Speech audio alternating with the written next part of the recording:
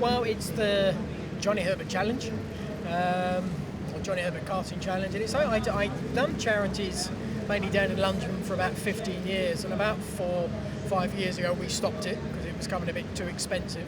So it just was the perfect time this year to be able to do one at the Autosport show.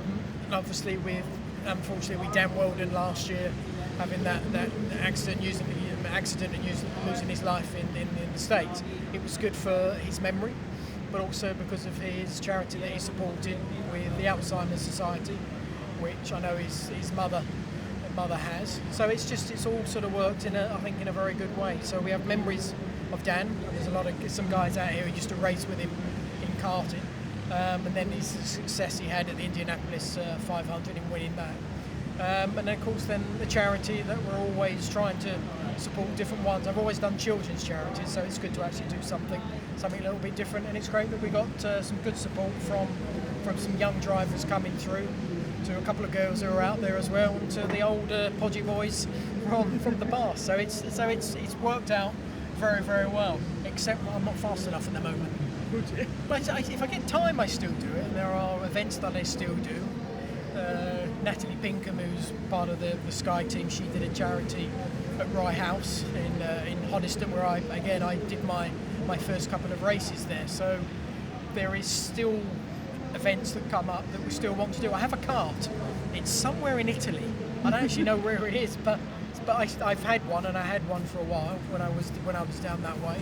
And whenever I get the chance, I still do it. Michael Schumacher still does it. I think Jarno Trulli, who's not in Formula One this season, he's been doing it. He's got a kart named after him. Alex Zanardi as well won 2 gold medals and a silver, I think it was, this year at the Paralympics. He's got some karts to his name as well. So it's still an important part for all of us to be involved with karting, and if we get these chances to drive these what we class as fun karts, we still have a lot of fun doing it, and it's good that there's always a cause at the end of it, which is great as well.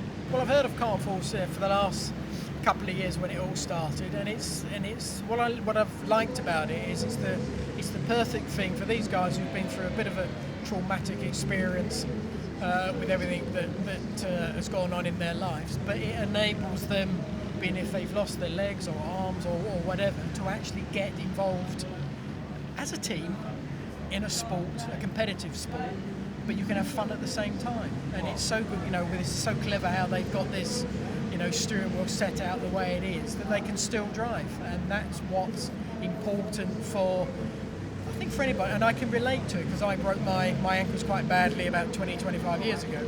And the first thing that I did, I wasn't walking, I was still in a wheelchair as well. First thing I drove was a car. And that's where I can relate to it, and you can get so much enjoyment out of it.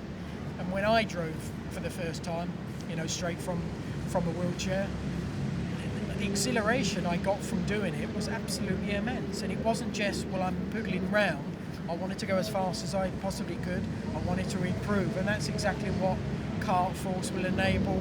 Not just the guys who've all come from the forces, but even just guys that have maybe lost limbs in a car accident or whatever. They can still get involved and actually all do it together. And then they're doing it all, let's say, all together, then they can actually do it with us at the same time. That's exactly what we've got happening here today. They've got those guys out there racing against us.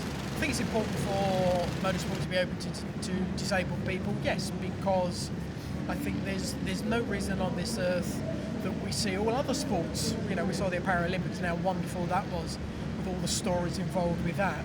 That why not have that in motorsport? And I've seen it a couple of times, and I'm probably going back about 15 or 20 years ago, where I remember someone else who had one, and I drove it, who had a hand device for the throttle, and it was very, very tricky, but it enabled someone to actually get behind the wheel of a proper racing car. And that's what I think is good, that it enables anybody with any disability to still be able to drive a racing car. And at the end of the day, a kart is still a high performance piece of machinery that goes very, very fast.